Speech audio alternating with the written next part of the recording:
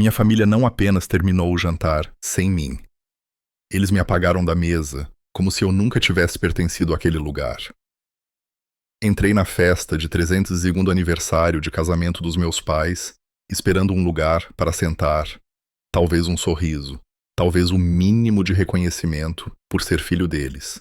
Em vez disso, encontrei pratos vazios, xícaras de café frio e 14 rostos familiares olhando para mim, como se eu estivesse atrasado para um emprego pelo qual nunca me pagaram. Minha mãe não perguntou por que eu não estava lá. Ela nem fingiu se importar. Ela apenas deslizou uma conta de 5 euros pela mesa e disse: "Já que você perdeu o jantar, pode pagar a conta." Minha irmã riu. "Você é o nosso caixa eletrônico, lembra?" Algo dentro de mim estalou. Rasguei a conta em pedaços, saí para a chuva de São Paulo e, pela primeira vez na minha vida, não pedi desculpas. Pensei que o pior já tinha passado. Mas naquela noite, o banco ligou. E aquele foi o momento em que percebi que minha família não estava apenas me usando. Eles estavam planejando algo muito mais sombrio. Meu nome é Caio Mendes, e antes de compartilhar minha história com você, quero saber se você está aqui comigo. Apenas diga, estou ouvindo, nos comentários, ou me diga de onde você está assistindo. Adoro ver até onde minha história pode chegar. Às vezes, até a menor conexão faz com que uma história pareça ouvida. Obrigado. E agora, aqui está minha história. E se você quiser acompanhar o resto da minha jornada, cada verdade, cada ferida, cada passo à frente, sinta-se à vontade para se inscrever. Significa mais do que você imagina. Saí da Porto Link Logística naquela noite, com a cabeça ainda latejando pelo caos que passei as últimas 4 horas tentando conter. Um container destinado a Santos, de alguma forma, acabou indo em direção a Manaus. E consertar o erro consumiu cada minuto que me restava antes do jantar de aniversário dos meus pais. Quando entrei no meu carro, o céu sobre São Paulo já havia desabado. A chuva riscava meu para-brisa em longas linhas diagonais, borrando as luzes enquanto eu dirigia em direção ao restaurante Portofino. Minha mãe tinha me lembrado 2 vezes naquela manhã que o jantar era às 18 horas. Fiquei dizendo a mim mesmo que o atraso não era culpa minha, que eu não podia controlar uma emergência logística, mas a culpa ainda pesava no meu peito durante todo o trajeto. Quando entrei no restaurante, sacudindo a chuva da minha jaqueta, a cena me atingiu como um soco. A longa mesa, onde minha família estava sentada, estava cheia de pratos de sobremesa vazios e cafés pela metade.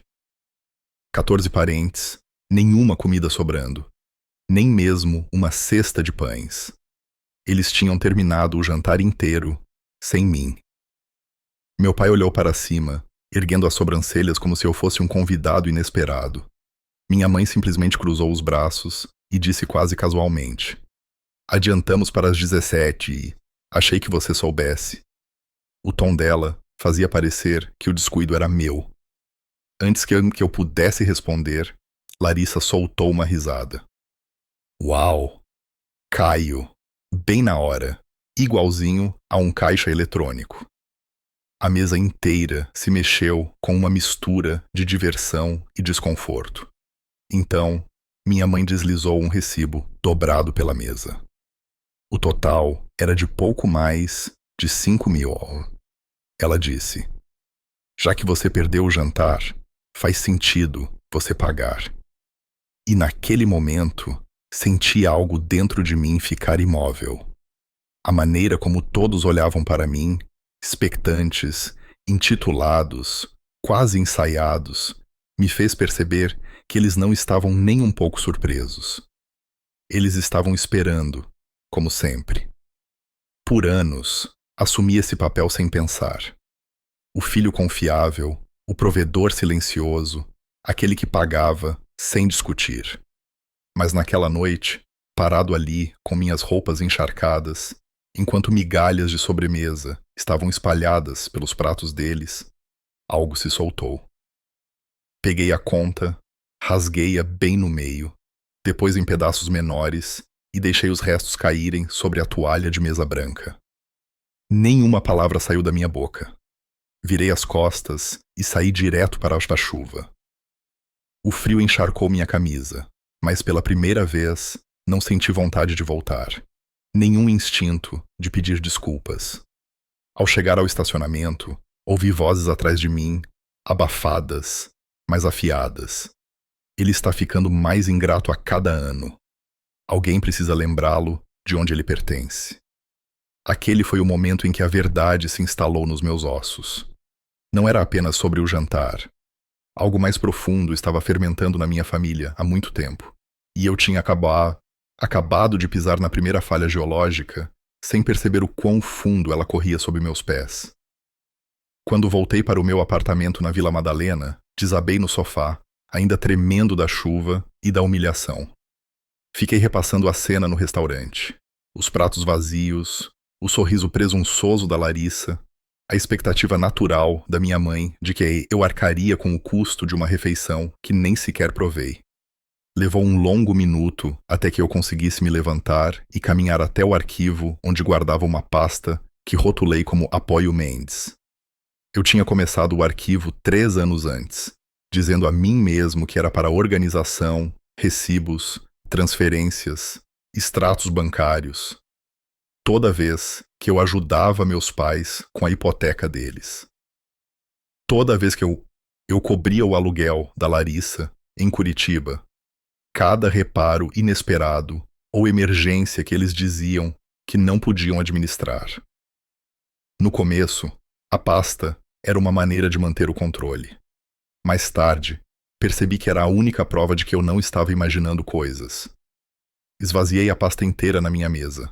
Papel após papel, encheu a superfície até que a madeira desapareceu sob a bagunça. Pagamentos da hipoteca da casa dos meus pais em Alphaville. O aluguel da Larissa. Uma entrada. De um carro. Reparos, tratamentos dentários, faturas de cartão de crédito. Comecei a somar cada um com movimentos mecânicos, minha caneta batendo na página, enquanto os números subiam cada vez mais. Então vi algo que fez meu estômago revirar. Um pacote de resort para 4 pessoas em Trancoso, datado de uma semana em que eu estava fazendo horas extras no armazém. Eles tinham ido de férias, 4 pessoas, e de alguma forma meu cartão tinha pago por isso. Quando adicionei o total final, empurrei a cadeira para trás com tanta força que ela quase caiu. 152.891,66 em 3 anos. Minha respiração falhou. Corri para o banheiro, agarrando a pia enquanto a náusea me atingia. Não era apenas o dinheiro. Era a constatação de que isso não era acidental ou ocasional. Era sistemático, esperado. Eu não era um filho para eles. Eu era uma estrutura financeira sobre a qual eles construíram o conforto deles. Quando a náusea passou, voltei para a mesa e comecei a encerrar tudo. Cancelei todas as transferências automáticas. Removi a Larissa como usuária autorizada no meu cartão de reserva. Bloqueei os números dos meus pais, depois da minha irmã, depois de cada primo que se sentou naquela mesa, fingindo que nada estava errado. Quando finalmente desabei no chão, cercado por pilhas de papel, uma estranha mistura de liberdade e medo tomou conta de mim. Eu tinha fechado a torneira. Mas o que eles fariam quando percebessem? A resposta veio na manhã seguinte. Acordei com 15 notificações do Facebook e uma série de mensagens encaminhadas de amigos. Meus parentes estavam postando publicamente sobre mim, alegando que eu estava tendo um colapso mental, que o estresse tinha me deixado instável, que a família estava preocupada e tentando me ajudar. Eles pintaram meu silêncio como doença, meus limites como prova de colapso, e minha recusa em pagar o jantar como o ato de um homem que havia perdido o controle. Eles estavam reescrevendo a história antes mesmo que eu tivesse a chance de contar a minha. E entendi com uma clareza que me gelou mais profundamente do que a chuva da noite anterior. Aquele jantar foi apenas o começo de uma verdade muito maior que eu ainda não tinha descoberto. 3 dias após o jantar, quando o silêncio da minha família havia se transformado em algo pesado e azedo no ar, alguém bateu na minha porta. Esperei uma entrega, ou talvez um vizinho.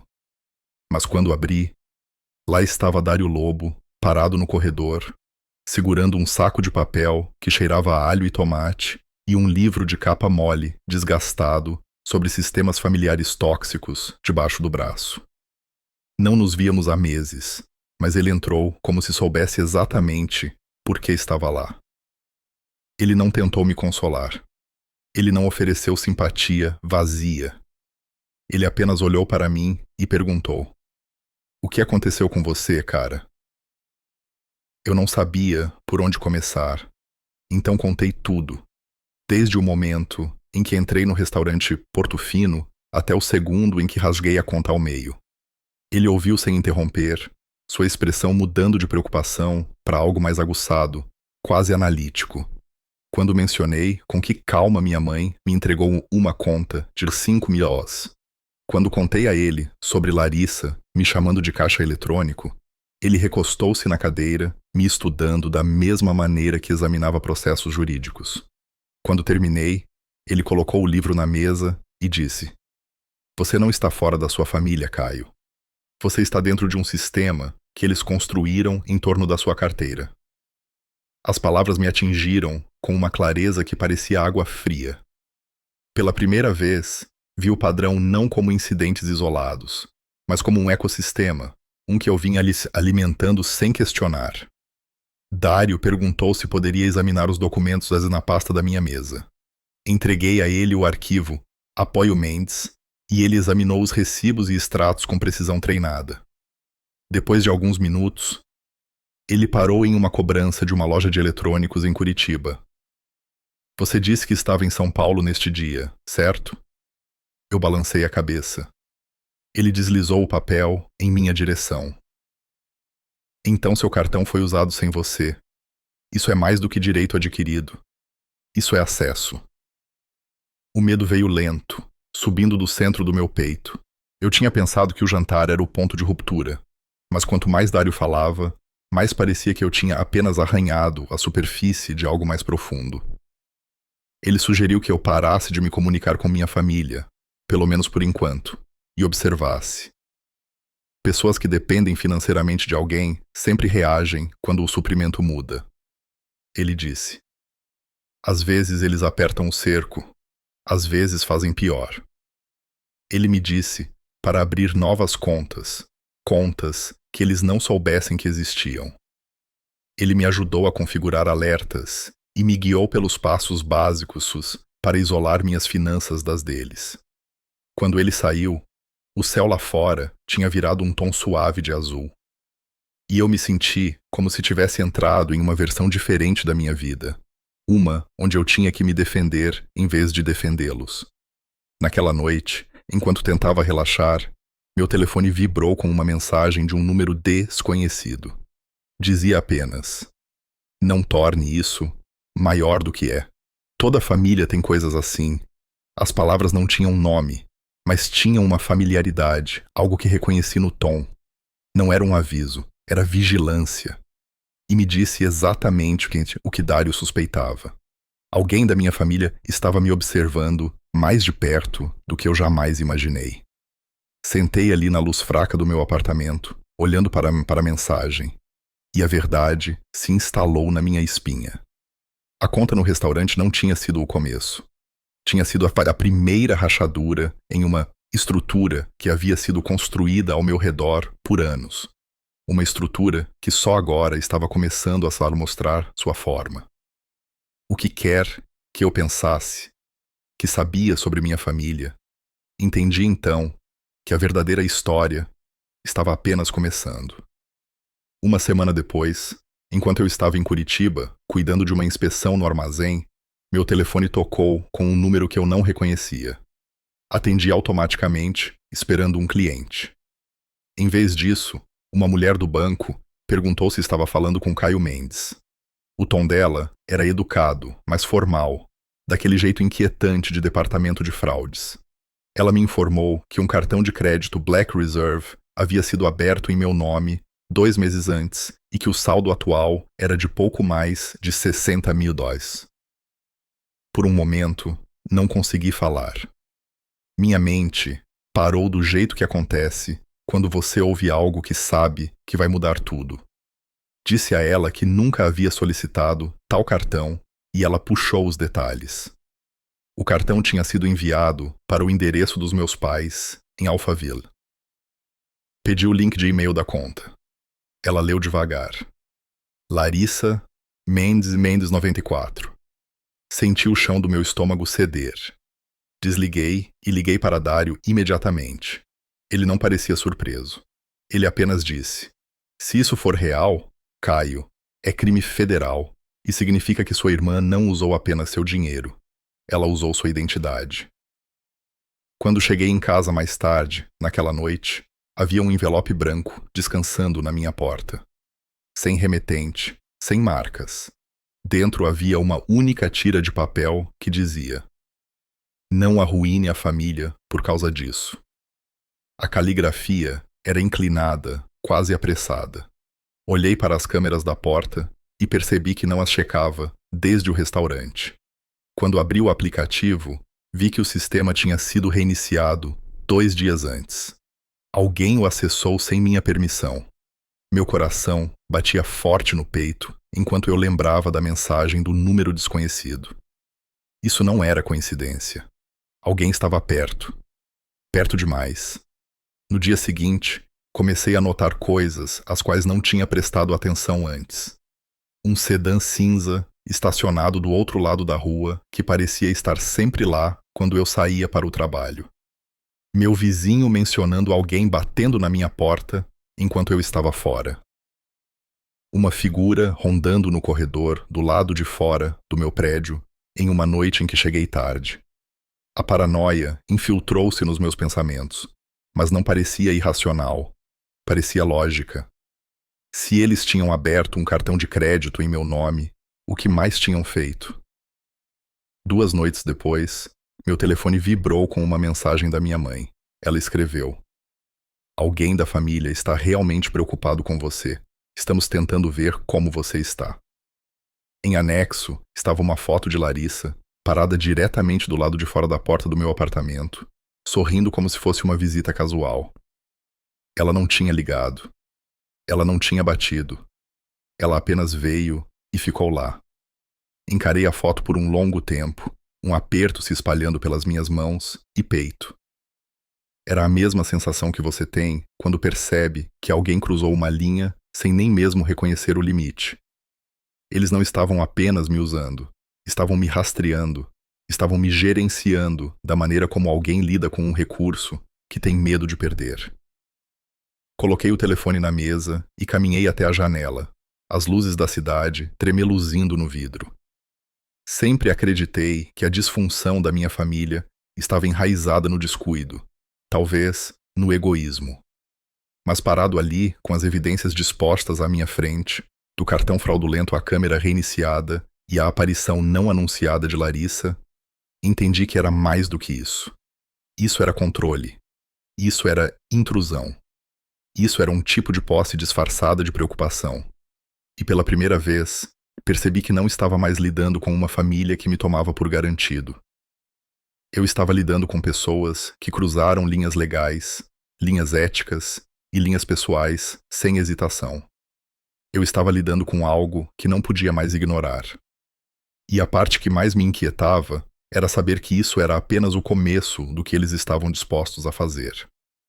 Dirigi até Alphaville com um aperto no peito que não diminuiu nem quando entrei na rua sem saída dos meus pais.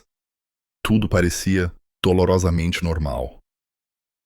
Meu pai estava curvado sobre o capô aberto do carro, fingindo mexer em algo que não tinha intenção de consertar. Minha mãe estava no jardim podando rosas como se fosse uma tarde qualquer. E Larissa estava deitada em uma rede, rolando a tela do telefone como se não tivesse aberto um cartão de crédito em meu nome. A visão dos três, performando calma, fez algo em mim se assentar. Não paz, mas certeza, Eles estavam escondendo algo e estavam fingindo tanto que faziam a verdade brilhar pelas bordas. Passei pelo meu pai sem reconhecer seu cumprimento desanimado e coloquei a solicitação do cartão de crédito e os extratos bancários na mesa do pátio. Expliquem, eu disse. O sorriso da minha mãe falhou por uma fração de segundo antes de ela tentar disfarçar. Ela chamou de um erro administrativo. Meu pai interveio, dizendo: bancos erram o tempo todo. A recusa deles em me olhar nos olhos fez minha pele arrepiar. Então, Larissa murmurou baixinho: eu nem terminei a cota do mês passado. Ela congelou no segundo em que percebeu o que disse, e a maneira como meu pai lançou um olhar de aviso para ela confirmou tudo o que eu precisava saber. Foi a primeira rachadura real na fachada deles. Senti algo frio se mover através de mim. Isso não era apenas senso de direito. Isso era um sistema, um plano, uma prática. Perguntei a eles sobre a câmera da campainha. Disse a eles que alguém a tinha reiniciado e acessado meu sistema de segurança doméstica. Minha mãe arregalou os olhos em choque ensaiado, mas a expressão do meu pai endureceu e Larissa de repente não conseguia mais olhar para mim. Aquela reação sozinha foi suficiente para me contar a verdade. Apertei para gravar no meu telefone, dentro do bolso, e comecei a fazer perguntas.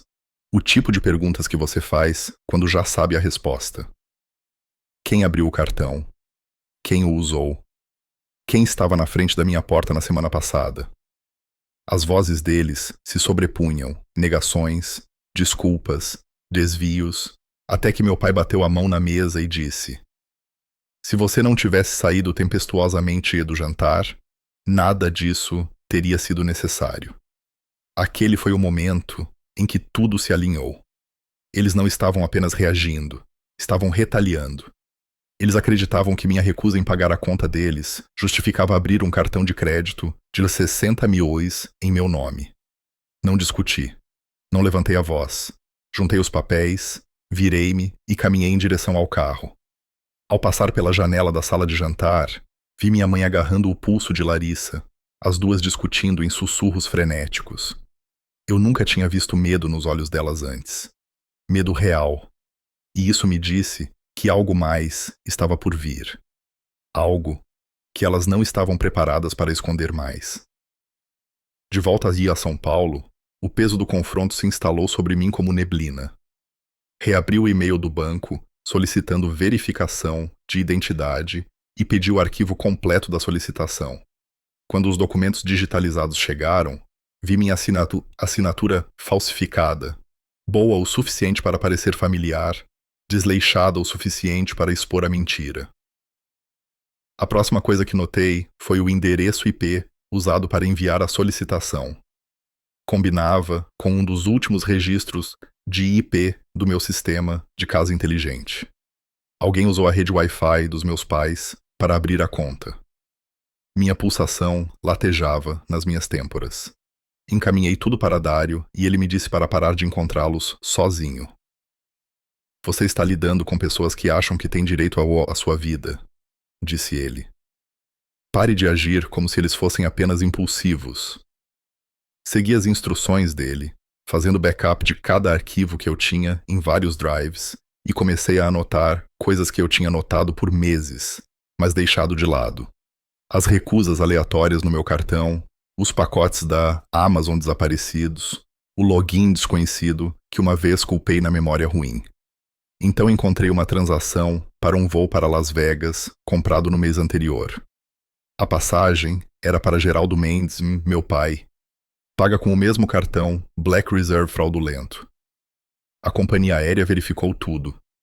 Quando desliguei, encarei a parede, percebendo que meu pai estava viajando com um cartão que ele sabia que não era dele. Quanto mais eu juntava as peças, mais a imagem ficava nítida. O cartão não era um ato isolado. Minhas contas vinham sendo usadas de maneiras sutis e dispersas por meses, talvez anos. Minha mãe sabia minhas senhas de e-mail, porque uma vez pediu para me ajudar a organizar contas.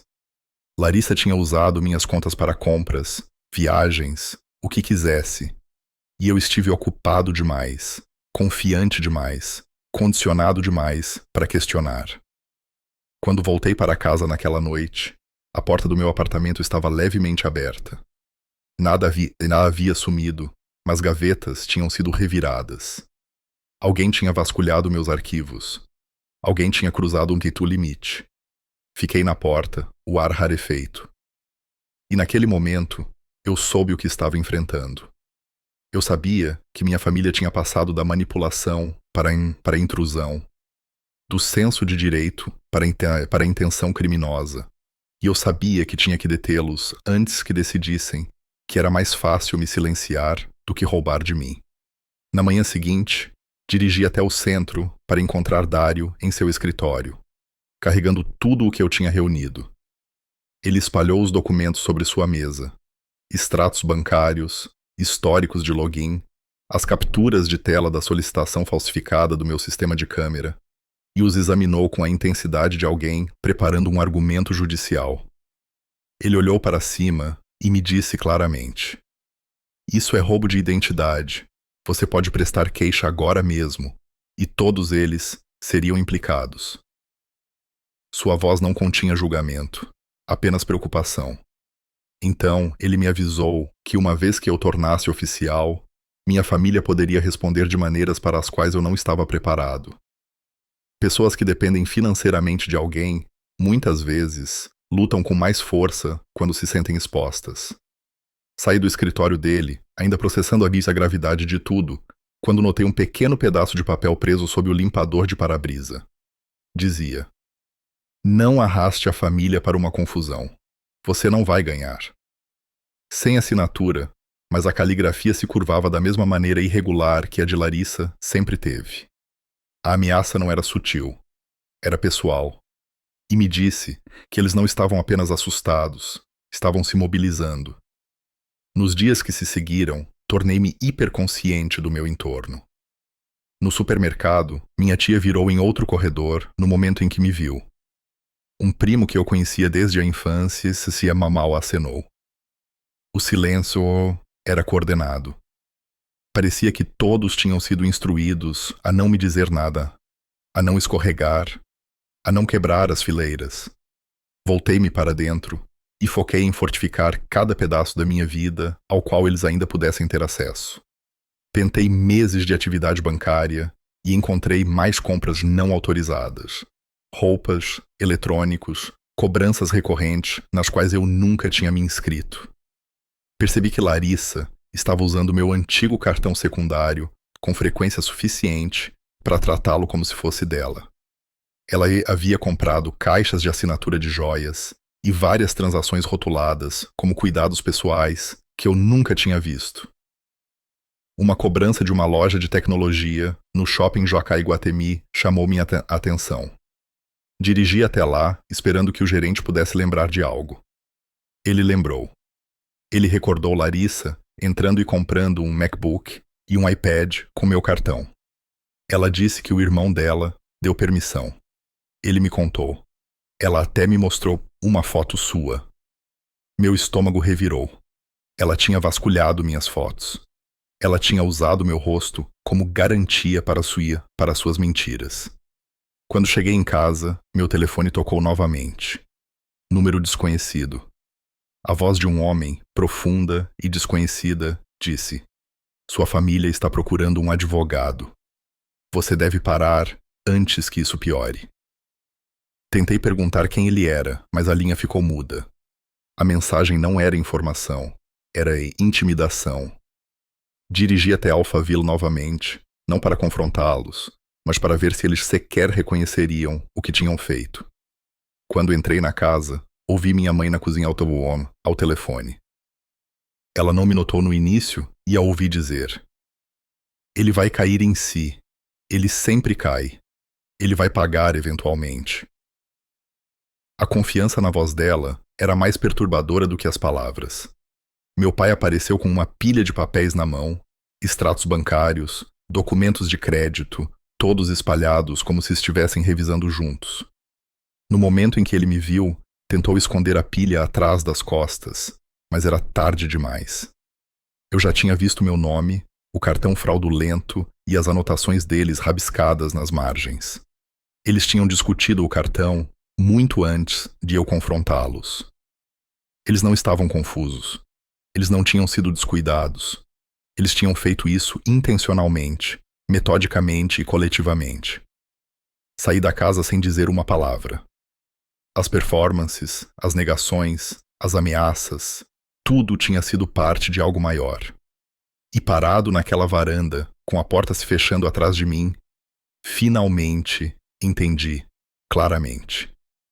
Eles não tinham medo de me perder. Eles tinham medo de perder o acesso a mim. Entrei na sala de estar dos meus pais, com meu telefone já gravando, minha pulsação firme de uma maneira que não estava há semanas. Desta vez, não circulei o assunto. Não fui educado. Olhei para os três. Minha mãe no sofá, meu pai perto da lareira, Larissa encostada no batente da cozinha, e disse claramente: eu sei que o cartão de crédito foi aberto ilegalmente, e sei quem fez isso. A mudança foi imediata. Minha mãe agarrou o peito como se eu a tivesse esbofeteado.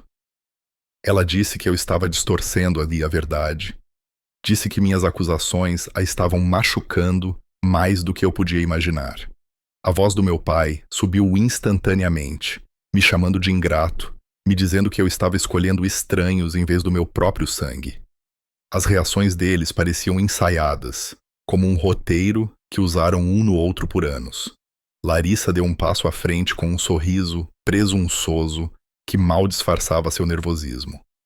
Ela disse: eu não entendia a responsabilidade familiar, que eu não era forte o suficiente para carregar o que eles carregavam. A confiança na voz dela só tornou seu deslize mais óbvio. Sem uma palavra, coloquei os registros impressos na mesa de centro, cada transação ligada ao cartão roubado, o voo para Las Vegas, a compra do MacBook e do iPad. O rosto de Larissa perdeu a cor.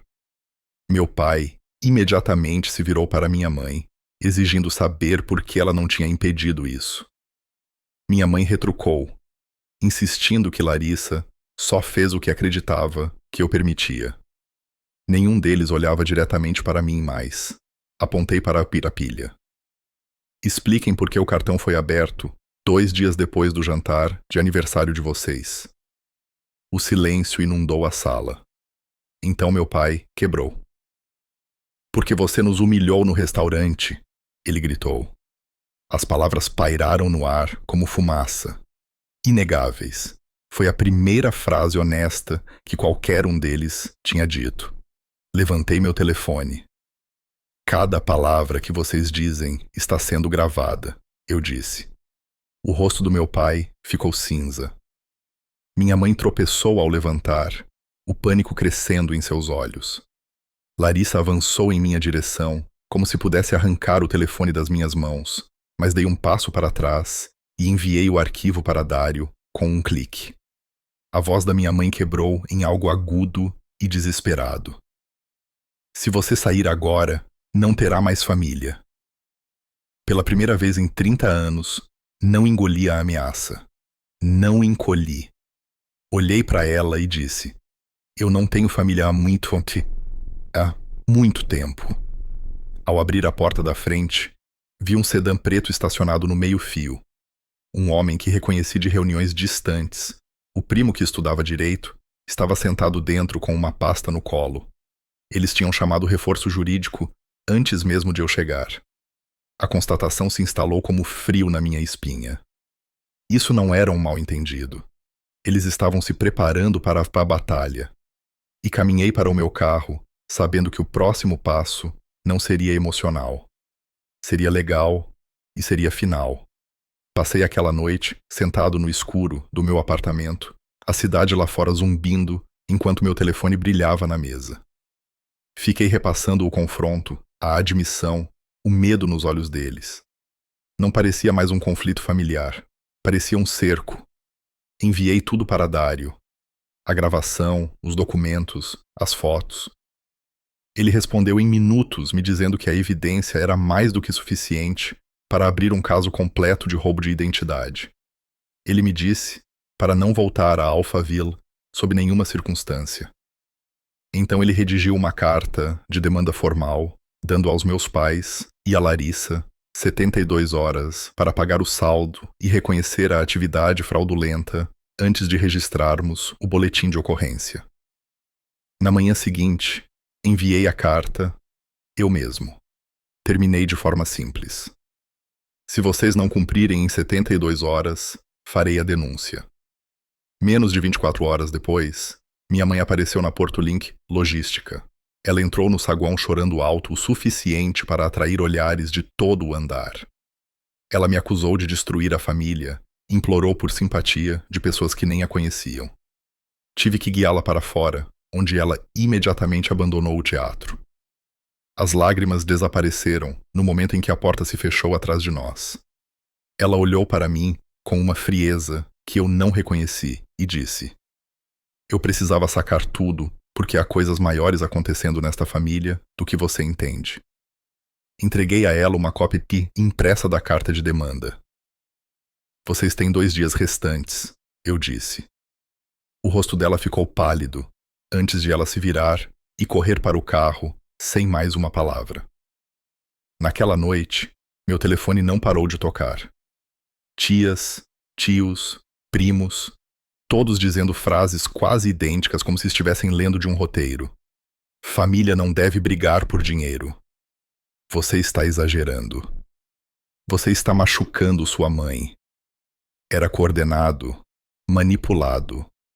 Uma campanha de pressão disfarçada de preocupação. Então meu pai enviou uma mensagem de texto com apenas 9 palavras. Você não é forte o suficiente para levar isso adiante. Não era um aviso, era uma crença. A crença dele de que eu ainda era o filho que pedia desculpas, pagava e obedecia. Ele estava errado. No segundo dia, descobri que alguém havia solicitado uma redefinição de senha para minha conta bancária principal. Foi a 3ª tentativa de violação em 1 mês. Ativei todas as camadas de segurança que o banco oferecia, depois pedi a Dário para enviar um aviso diretamente ao advogado da família, declarando que qualquer interferência adicional seria adicionada à queixa. Na 3ª noite, com 5 horas restantes no relógio, recebi um e-mail de um endereço desconhecido. O campo de assunto estava vazio. Dentro havia um único anexo, uma planilha completa de cada transação feita no cartão Black Reserve fraudulento, cada cobrança, cada local, cada registro de data e hora. Abri e senti minha respiração prender. O arquivo tinha sido enviado da conta de nuvem da Larissa. Ela o tinha encaminhado acidentalmente para mim em vez de para minha mãe. Era a peça final. Prova de que ela não estava apenas envolvida. Ela tinha orquestrado tudo. A partir daquele momento, o caminho a seguir não estava mais borrado. Era limpo, afiado e irreversível.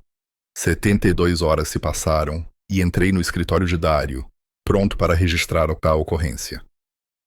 Mas antes mesmo que ele abrisse o laptop, meu telefone vibrou com uma notificação bancária. 63.900 DAS haviam sido transferidos para minha conta pelo meu pai. Sem desculpas, sem admissão, apenas uma mensagem. Encerre isso aqui. Rejeitei a tentação de responder. Usei o dinheiro para pagar o saldo fraudulento e fiz o banco fechar a conta. Então, escrevi um último e-mail para minha família. Todas as evidências estão armazenadas em vários locais seguros. Se qualquer um de vocês usar meu nome, meu crédito ou minha identidade novamente, farei a denúncia imediatamente. Esta é a última vez que nos falamos. No momento em que apertei enviar, meu telefone acendeu com dezenas de chamadas e mensagens de parentes me acusando de traição. Bloqueei todos os números. Semanas se passaram. Larissa conseguiu 2 empregos de meio período. Minha mãe espalhou boatos sobre eu abandoná-los durante um capítulo difícil. Meu pai fingiu que sempre planejou pagar a dívida. Eu não me importava mais. Abri novas contas, comecei a planejar uma casa na Zona Norte, me candidatei ao cargo de diretor sênior de operações. Fui a jantares com amigos que agiam mais como família do que as pessoas que me criaram. Certa manhã, um convite de casamento apareceu na minha porta com um bilhete manuscrito que dizia: "Espero que você já tenha crescido." Coloquei na gaveta e esqueci. Naquela noite, minha mãe me enviou um e-mail com apenas uma palavra na linha de assunto: família. Não abri. Não hesitei. Apaguei e esvaziei a lixeira. Parado na janela do meu apartamento observando as luzes de São Paulo, finalmente expirei. Não com alívio, mas com clareza. Eu tinha me afastado dos laços de sangue, mas não tinha perdido nada que valesse a pena manter. Algumas famílias são construídas de amor. Outras são construídas de controle. E algumas são feitas para serem deixadas para trás para que você possa finalmente respirar. Escolhi o caminho a seguir. E por mais como passe, pela primeira vez na minha vida, o caminho era apenas meu. Quando tudo finalmente se acalmou, depois que os e-mails foram excluídos, as contas foram fechadas e o último fio que me ligava às pessoas que abusaram da minha confiança foi cortado. Encontrei-me em um lugar que nunca esperei. Uma liberdade silenciosa e desconhecida. Não veio com celebração ou triunfo. Veio suavemente, como um momento após uma tempestade, quando você percebe que o trovão parou e o mundo está repentinamente, estranhamente imóvel. Fiquei pensando naquele número, 72 horas. O que começou como um prazo para minha família, lentamente se tornou um tipo diferente de contagem regressiva. 72 horas para escolher a mim mesmo. 72 horas para quebrar um ciclo em que eu nem sabia que estava vivendo. 72 horas para sair de uma vida onde meu valor era medido em reais, não em humanidade. E quando saí do outro lado, nada neles havia mudado. Tudo em mim havia. Há algo profundo em perceber que você não precisa continuar sangrando só porque outra pessoa chama isso de amor. Algo libertador em colocar no chão um fardo que você carregou por tanto tempo que o confundiu com uma parte do seu corpo. Algo inacreditavelmente pacífico em fechar uma porta que, de qualquer maneira, sempre esteve apenas entreaberta para você. Não vou fingir que foi fácil. Afastar-se da família nunca é. Houve momentos em que a culpa me corroeu. Momentos em que velhos hábitos sussurravam que eu deveria pedir desculpas, suavizar as coisas, voltar ao meu papel. Mas toda vez que esses pensamentos surgiam, eu me lembrava da verdade. Proteção não é traição. Limites não são crueldade. E sobrevivência, não é egoísmo. O que aprendi com tudo isso é simples. Às vezes, as pessoas que compartilham seu sangue são as mesmas das quais você deve se desvencilhar para se tornar inteiro. E às vezes, a cura começa no momento em que você para de se convencer de que a dor é normal. Se você já esteve em uma situação como a minha, usado, manipulado, culpado, enganado ou esperado para dar mais do que qualquer um jamais deu a você, quero que saiba de uma coisa. Você não está errado por querer paz. Você não está errado por se afastar. E você não está errado por escolher a si mesmo que o mundo ao seu redor ainda não entenda isso. Antes de deixar este capítulo fechar, adoraria saber que você está aqui comigo. Comente, ainda aqui, ou me diga de onde você está ouvindo. Significa mais do que você pensa saber que alguém lá fora entende, mesmo que por um momento. E se minha história ressoa com você, se você viveu sua própria versão disso, ou se ainda está encontrando seu caminho para fora, sinta-se à vontade para se inscrever. Não por números, não por algoritmos, mas porque às vezes ouvir outra voz surgir da mesma escuridão nos lembra que não estamos sozinhos na luta para reivindicar nossas vidas. Obrigado por ouvir.